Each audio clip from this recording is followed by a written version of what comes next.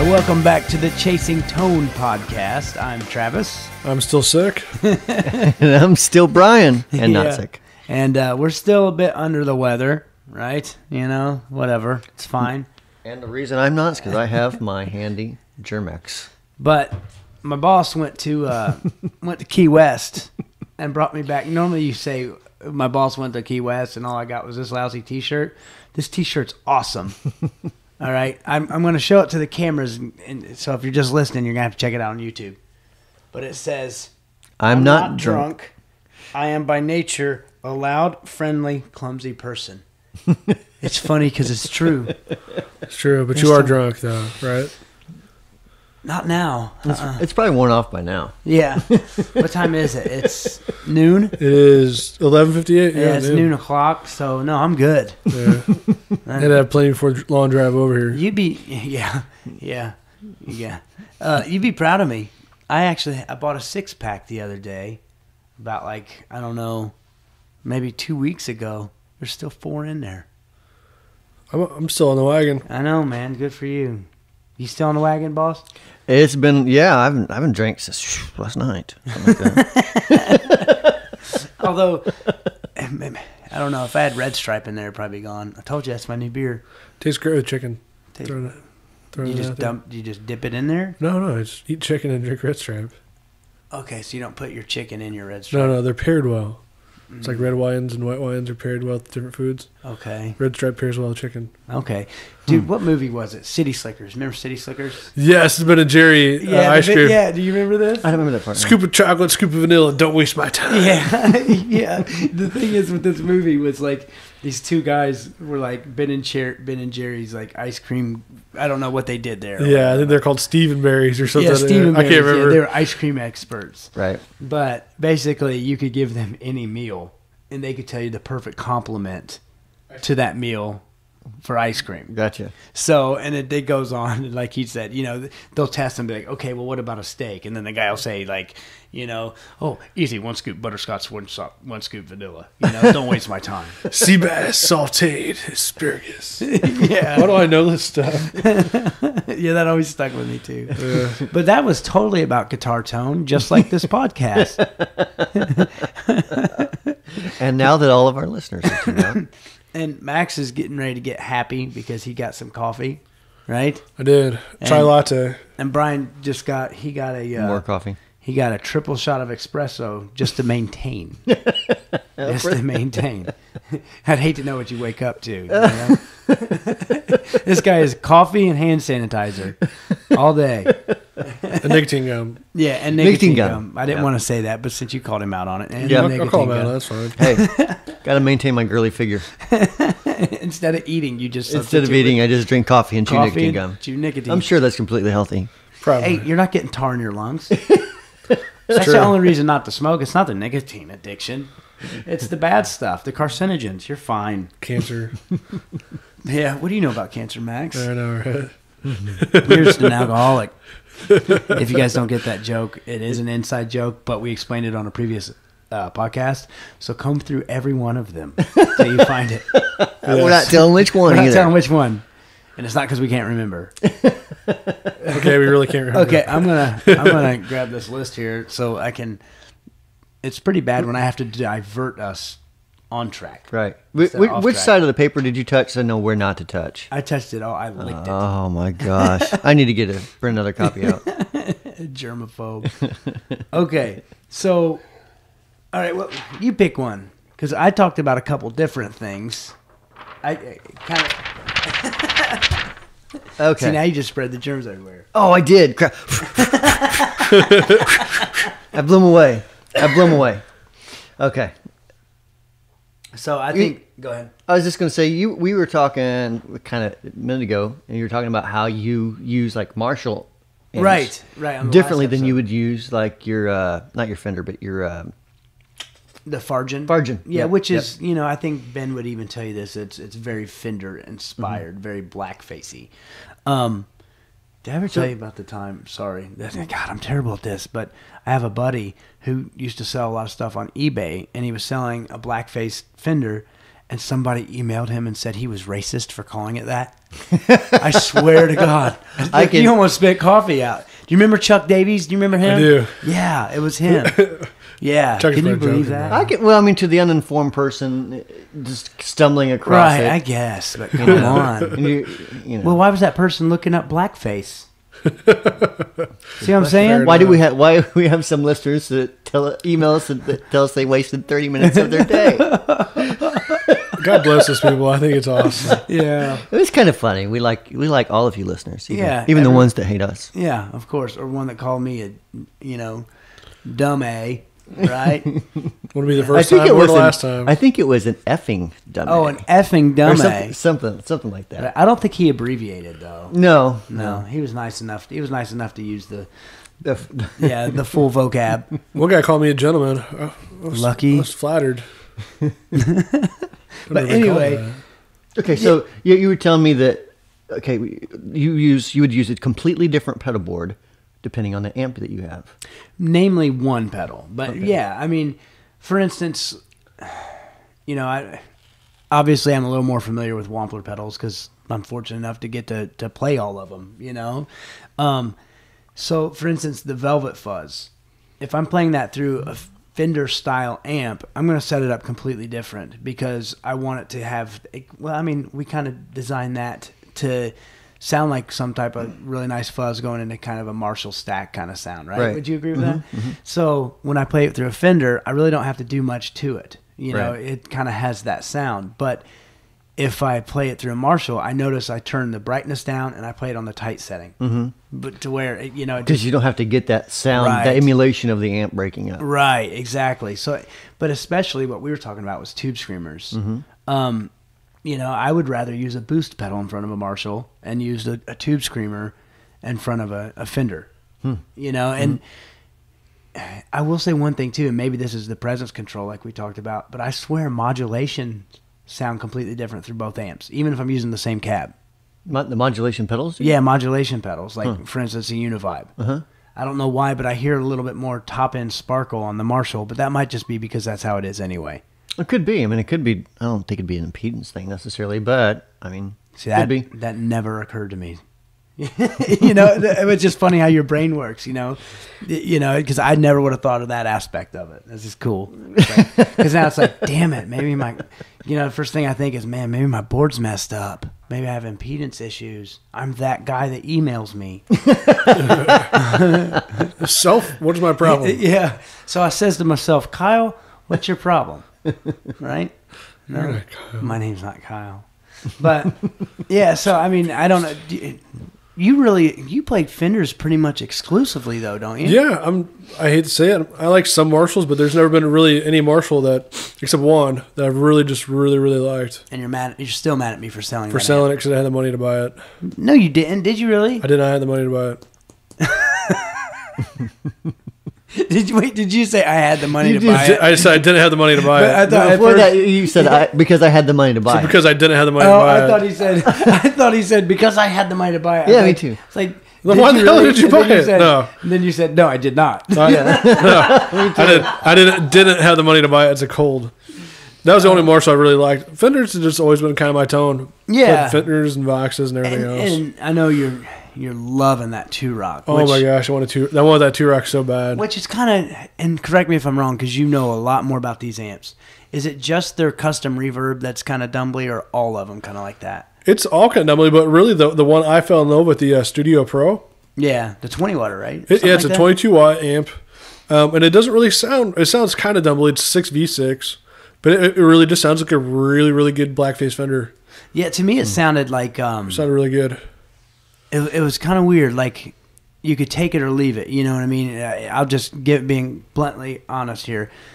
I loved the amp. Don't get me wrong, and I would play one in a heartbeat. But to me, it had like almost a boxy sound to the mid range.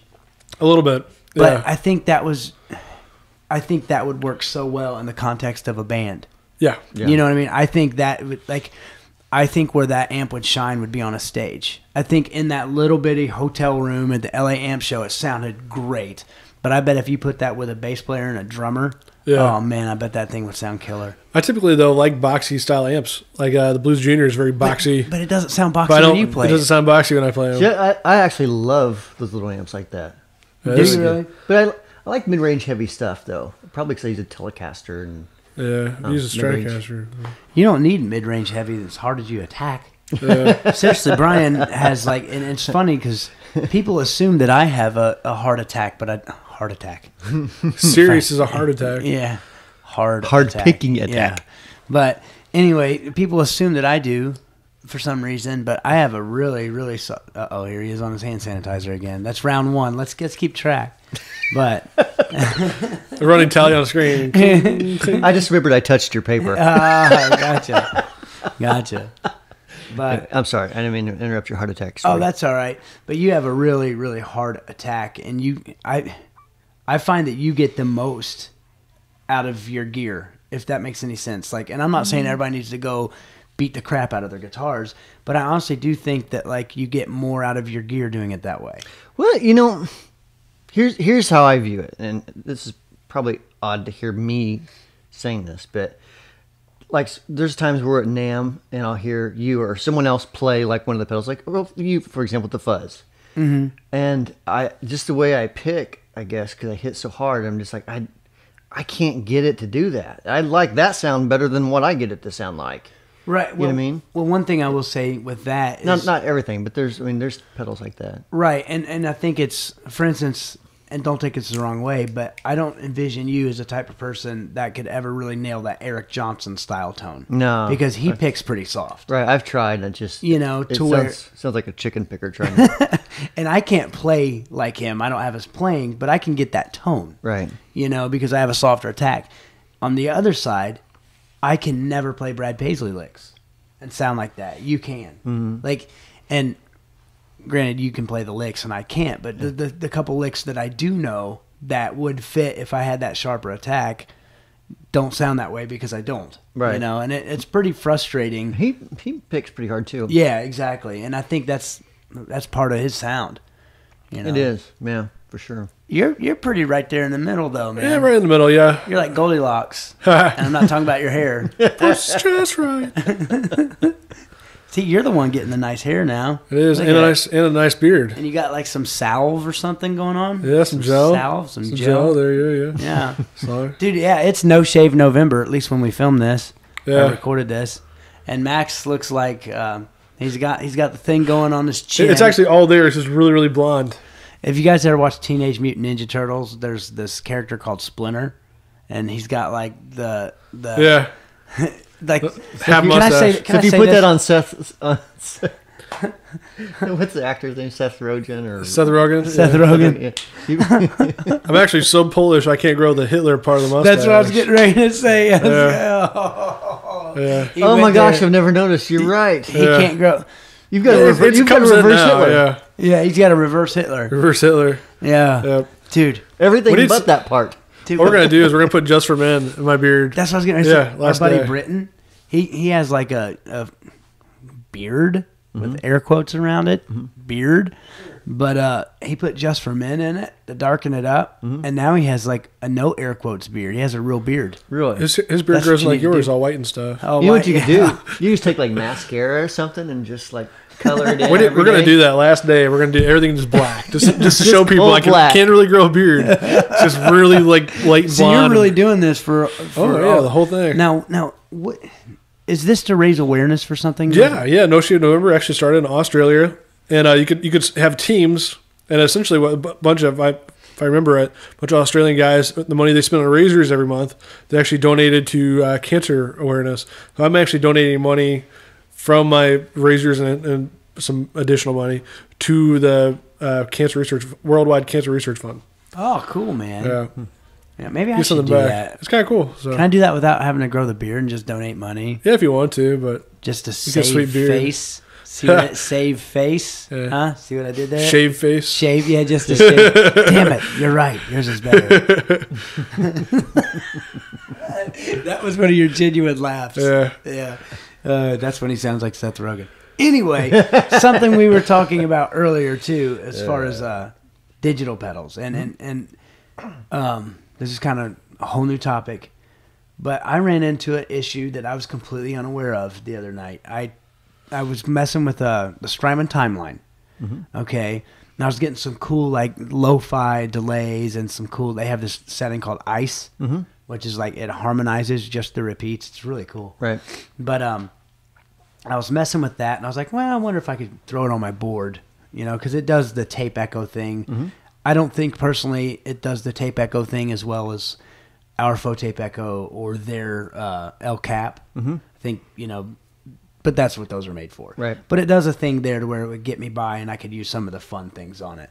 So I plugged it into my Voodoo Lab, and like it would flash, it'd say Timeline, and then the little N would come on. And I was like, oh, no, I just blew it up. And I was like, I know it's 9 volt, negative center pin. I know I'm fine. What happened?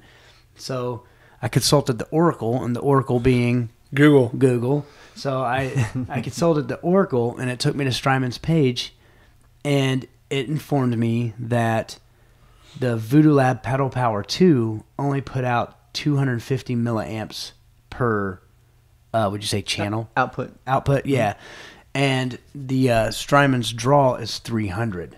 So they said technically it can work, but it's not reliable. Right. I could see that, yeah. Yeah, but for me it just didn't work. Because if it's not a steady three, Okay. you know what I mean? I don't think so. I could be wrong. Yeah, but they even said, you may get it to work, but that doesn't mean it's going to work next steady. time. But anyways, yeah. So. But yeah, that it just never occurred to me, as like I thought that the Voodoo Lab was just the end all be all. Boom, there you go. And they even say on there, like, you just might want to link 2 of them together because I guess they have an adapter. Yeah. Right. To where you can just throw 500 volts to, or not Yeah. volts, not 500 volts. Yeah, don't 500 throw milliamps. Do not put 500 volts on your Strymon pedal. It will blow up. If you do, call Max. No, don't call me. Just buy a new one. I can't repair it. And Strymon thanks you for the purchase of your new pedal. Exactly. But it's just something, and obviously they said you could either do that, or I think they make one called the 4x4 or the ISO or something. Yeah. Something, for more digital style pedals. But Man, there's some heavy duty processing going on if it uses that many milliamps. it's what it said, yeah. I'm just going to put a stomp switch on my Mac. Speaking of power supplies, though, I got to do a shout out. Oh, yeah. I've never done a shout out before, right? So I contacted T-Rex. I think 3 or 4 episodes we were talking about me. I need a T-Rex. I called T-Rex, and they actually hooked me up with a power supply, the Chameleon. And I just want to say, T-Rex, thank you. Fuel tank. Well, it's the Chameleon fuel tank. It's their fuel tank series. Really? Yep. So now Very the cool. cool thing, it's 500 milliamps per output, which is pretty cool. Trade you. Wow. No way. And it does DC and AC, so I can run my Rotosphere with all my other 9-volt pedals and no problems. Really? So thank you, T-Rex. It's way cool. It is very cool, which answers Way the question. cool. Which answers the question that I get sometimes, which is, why won't you guys make a power supply? Don't need to. Buy a T-Rex. Buy a T-Rex. So, no, that's great, man. Yeah, yeah. That's very cool, man. I might Thanks, guys. hit up on the upgrade there. Yeah, right? it's pretty nice, yeah. Yeah. But I don't know. I'm too lazy. I'm my gosh. I'm just going to use batteries. You know what we're going to do? You guys need to check out Chasing Tone Podcast Instagram and the Wampler Pedals Instagram, because, Max, you have to post that picture of your pedal board, the underside of your pedal board, Yeah. to those Instagrams, because it's disturbingly tidy. Yeah, and it was the fastest cable job I've ever done. Took all 5 minutes, and it's just a straight line. It's perfect. I could see Max having like a little like notepad that's like fastened to the bottom of it that talks about his pedal order and what he's done with the different bands and situations. I definitely didn't lay out the outputs in the diagrams. pedal order that I did. So the pedal order, I did that He has too. the schematics of each pedal underneath his pedal board, just in case. it's I just actually did do that, though, just because I know if one fails, I know which Exactly, one it is. yeah. Because I have them all zip tied underneath, and it's a mess, so I don't want to trace them. So yeah, I did that too. Line the outputs up with your pedal order. Yeah, that's a good idea. That's a little pedal board tip. And being, if you're not, for instance, I'm having problems with one of the channels on my Voodoo Lab. I thought it was the Velvet Fuzz, because sometimes it'll cut power, and I'll have to unplug it. Unplug the pedal itself. No, unplug the power supply. Oh, the power supply. Okay. And then just run it off its battery. But the thing is that thing must have like no power draw at all. The Velvet? Yeah. Yeah, it just doesn't. Was it like 9 or 10 milliamps? Yeah, or it's not much. Yeah. Because, dude, I've had that battery in there forever. It lasts forever now. It lasts forever. It's Yeah. awesome. But yeah, so that's why I did that. So I was able to just take that out and throw another one of those little, not daisy chains, whatever you call them. You know, the 1/8 inch to... Sure. The little adapters? Yeah, the new plug that goes from the output to the DC jack, whatever. But then it worked fine. But so that's a tip. I would definitely do that. I would definitely run your power in the order of your pedals so you know exactly which one to fix. But yeah, so that's really all I got to say about power draw. Exciting. It's Good very stuff. exciting. Good stuff. I would add something to that. Excuse me. I would add that if you were using just a regular power adapter, and let's say you have a compressor and overdrive. When you say regular, do you mean like one of the Boss style? Or like it could be spot? a Boss style. It could be a one spot. But basically, it's something that's not isolated outputs. It's just an inexpensive. Okay, but multiple outputs like daisy chains. Well, I'm talking about just someone that's using like one. Like a visual. Just one. Yeah, Okay, yeah, gotcha. just one adapter, Okay. and then daisy chaining from that Okay, one I was adapter. getting ahead of you. know what Sorry I mean? about that. So, what I've noticed, and it doesn't really matter on the pedal, if you have analog pedals and then you have a pedal that has a digital circuit after it, then sometimes you'll get noise even when the pedal's off. You'll hear just a shh, Kind of like a hiss. just a power hiss. And it's due to that digital circuitry inside. Even though, let's say the pedal's not even digital, but it has a momentary bypass on it, for example, that's using a certain type of chip that is digital. Is that like the soft switch? Like The soft relay? switch. Okay. Yep. So you'll have a relay that sometimes will have a microcontroller attached to that to do. So basically, it's just a cleaner way of true bypassing with relays. Okay, without getting too technical. Sure. So even though there's a digital circuit inside that has nothing to do with the guitar tone itself, you can still get that sort of hiss. Okay. And also with pedals that have internal circuitry that boosts it up to 18 volts, like a cron. like a cron, for example, it's also possible to get more noise with that as well. Okay. On or off. Just because what you're basically doing is sharing all those grounds and everything all together. Okay. And it can create problems. So So clon has fuel pump. It's called a charge pump. yeah, I was gonna say. I was like, does it really? Is that the secret? That's the secret to why clon sounds so good. Is the fuel pump. So you got to buy a new one when the fuel runs out. Need some more of that pedal fuel right there. Yeah, you do, man. You do. But Yeah, but I mean, if you're having like issues with noise and you have an overdrive and a distortion and a delay, for example, or even a delay and a reverb, all daisy chained all together, try this. Assuming they run off batteries as well, unplug the daisy chains and see if the noise goes away just from the digital pedals. no. And if so, then that means it's time for you to buy a T-Rex. Boom. Boom. Another thing that I've noticed, and at first people thought I was crazy, but maybe I am crazy. Let me ask you this. I'll form it in a question. Is it possible for noise when doing that? For instance, let's say my house is 10 years old. Okay. I plug into an outlet in my house. It's absolutely fine. Mm-hmm. No noise off of one spot, daisy chained. Several pedals with digital and analog. Mm-hmm. Then I go play at the Slippery Noodle, which was built in like 1910 or something like that. You Right. know, and obviously it has old electricity and Right. whatever. Is it possible to get noise there And not at home? and not at home? Oh, absolutely. See, It's possible to get noise in one room of your house and not in another room. Right. And the thing is, I don't think a lot of people realize that. It's kind of wanted to point Yeah. out. Like, how many times have you had this, Max, whenever you say, somebody will call and say, man, my Fotape Echo is just so noisy that I can't even use it. And then you ask them, and I used to ask them to say, have you ever played it on a buddy's rig at their house? And they'd say no. And then they'll email me back, be like, it's not noisy there. Right. And it's like, I'm not trying to be a jerk, but it's your power in your house. So Right. If I remember one time a guy, same thing, and I had the guy move his amp to a different bedroom, and he found out that and there was no noise in it then. And he found out that the room that he was in was tied to like his washer and dryer. And just even though it wasn't necessarily on or anything, just that circuit was a little bit dirtier, and it was cleaner in a different room. Yeah. Now, I heard this, and this is complete hearsay. Please don't quote me on it.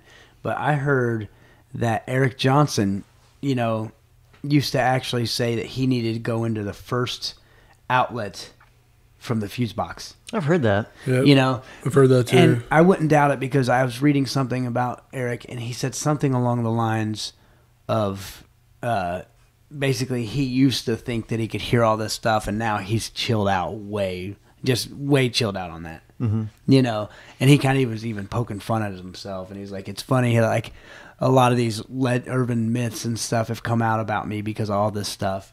He's like, half of it's not even true. Right. But I mean, to be honest, in that situation, I could totally see that.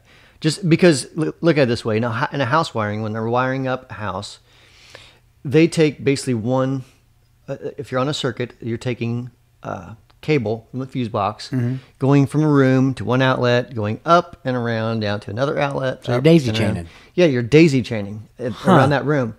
And so it's like almost taking like an extension cord and just plugging it into the wall and running your amp off that. Right. So there's a lot of potential for noise based on that. There really is. That's why it's so dependent. Noise problems are not necessarily the pedal. Right. Not necessarily. It could just be the way your house is wired. Right. So yeah, absolutely. But isolated power source normally fixes that. Most of the time, if nothing else, it helps a lot. Yeah. Right. I was watching a rig rundown on Brad Paisley's rig. He was talking about the reason he uses power conditioners now is because his wood, or his tech, I think was it Chad Wood? Chad at the time? Yeah, Chad at the time was talking about they put a voltmeter in the power draw, and it was going down from 110 down to like 101, then up to like 120. Then it was like all over the place. His tone kept getting inconsistent. So now they use power conditioners to give it everything at an even 110. Remember that time, Brian, we didn't have to watch rig rundowns to see Brad Paisley's rig because we just went and talked to Brad Paisley about Brad Paisley's rig? Remember that one time that... No, you guys get to do all cool stuff. In all fairness, I don't think you were working here yet. No, I wasn't. Yeah. Yeah, I didn't get to even see him this year. Yeah, I thought you went. I thought you just planned to. No, the last time I saw him was the day that your child was born. Really? Mm-hmm. What? And yep. Really? I thought. Yep. Wow. Okay. Yeah, because remember we were going to go, and I think we were going to go. I remember that Stacy went in labor because you texted me at the concert, and we left the concert. Yes. It was. We left the concert. It was the day before. You're right. Yeah, it was in Evansville or something, right? Yeah, we were like, yeah. Yeah, that's right. It was on the 11th. So I blame you for missing most of my last Brad Paisley concert. Why don't you blame my son? I blame him for everything. I got to let him get old enough to talk and understand. That way I can verbally abuse him. There you go. You guys get to do all cool stuff. Talk to Brad about his rig, play Whitfills. Here we go, back to the wit lifts. Here we go. Hey, do your full circle thing. Yeah, there's this full circle thing. I strongly urge you watch these on YouTube. Just one, just so you can. Just because I'm hilarious. Pretty much. I can't deny it. It's true. I'm not even going to try to deny it. It's the truth. That chubby guy's hilarious. I was called Tubby on tour. Really? Yeah, by my drummer at the time. Because he's just big. He's not overweight. He's just 6'5" or something. Mm-hmm. He's just big. So I called him the big guy. And he goes, "Oh, coming from the Tubby kid." I was like, "I never said you're fat. You're just tall. You're big." Tubby's one of those words, like as soon as you say, you have to laugh. Yeah. Pudgy's the same way. Portly. That's my favorite one. Portly. Yeah. Tubby. I was like, man, that's not cool. Is stocky the same connotation? Is that? No, that's like husky. Husky. What's the difference there? Husky is a word made by mothers to name their fat children. Trust me, because I was always hitting the husky side. What's funny, like I remember like going to like the store like when I was a kid, my mom was like, "Oh, I need these like 16 husky," and the guy's like, "I don't know if we have 16 husky." And he's on the radio, "We have 16 husky." There's a portly kid here that needs 16 husky. It's like, shut up. Got an extra fat one up here. Got an extra fat one. Yeah, he can't squeeze on a 16 regular. We need 16 husky. That's kind of like the time when I was a kid. I was like, I was like 14 or 15, and I had stomach problems, right? So I had to go to the pharmacy, and I was like, "Hey, do you guys have anything for diarrhea?" And they're like, "I don't know. Let me check." And this was back before they had walkie-talkies. They just had an intercom system. So they got on, "Where's the diarrhea medicine?" And of course, nobody cares. But when you're 14, you're like, "Oh my god!" At least you didn't say gonorrhea. But I don't know which one's worse, a gonorrhea at age 14. Got a boy with gonorrhea up here. Need some medicine. Yeah, he's burning. Yeah. Oh man, we are so far off. Which one do you fix first?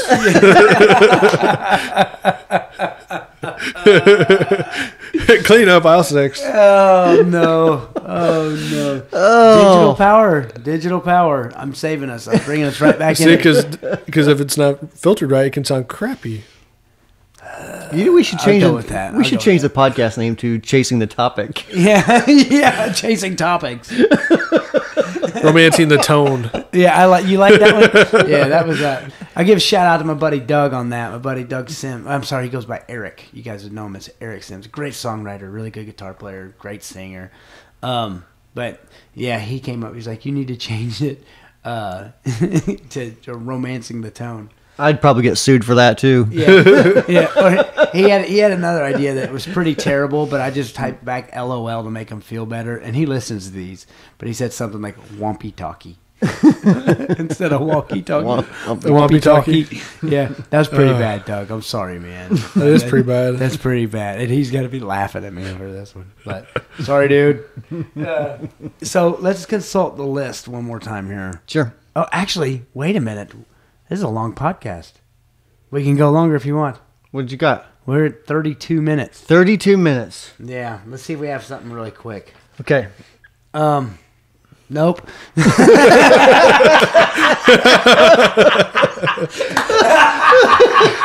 Fair enough. So stay tuned. It's Chasing Tone Podcast. Okay. All right. No, seriously though, guys. We'd like to ask a favor. If you guys could leave us a review, on iTunes, that'd be really cool. Let us know what you think of the show. Moreover, let other people know what you think of the show. We're not saying we're not, trying to buy you here. It doesn't even have to be a great review. Just let us know what you think. Also, if you have any questions or comments, shoot us an email at podcast@wamplerpedals.com. Check us out on Instagram and Instagram and Facebook, facebook.com/Chasing Tone Podcast, and Instagram is Chasing Tone Podcast. So, you guys got anything else? That's it. Okay. For Max and Brian, I'm Travis. Thank you guys so much for listening.